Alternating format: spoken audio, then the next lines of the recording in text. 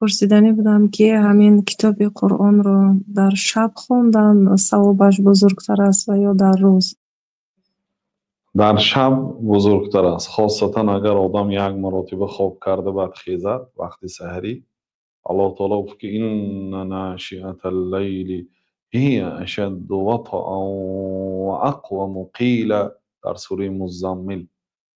ناشئة اللیل یعنی یک مرتبه آدم خواب کرد و خیست، در این حالت بسیار عصبهاش آرام است.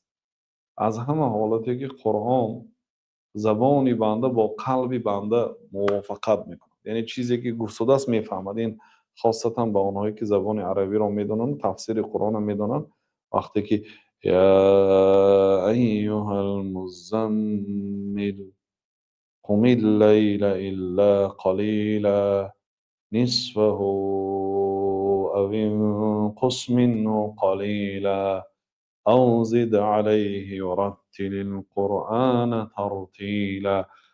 زبانش تلاوت دارد، قلبش فهمیده ایستاد از چی گفته است.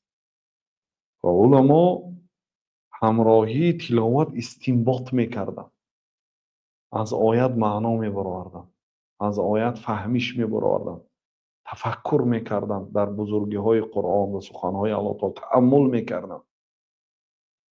این اصلش برای همین بهتر است. لیکن عموما روزانه تلاوت کندم، شبانه تلاوت کندم خیر است. انا اللیل و اطراف النهار برای متوفیق دید که تمام اطراف روز و در قسم های شب نماز قرآن را خوانم. زبان من همیشه با کلام تو معطر باشد گفته دعا میکردم. بنابراین شب و روز خوب است، لیکن وقتی سحر یا بار آدم خواب رفته خیزد، اون از همه بهترین وقتش است. یعنی معنی ندارد که فقط در همین وقت خونه، در همه وقت خونه، لیکن این وقت بسیار وقتی خوب است.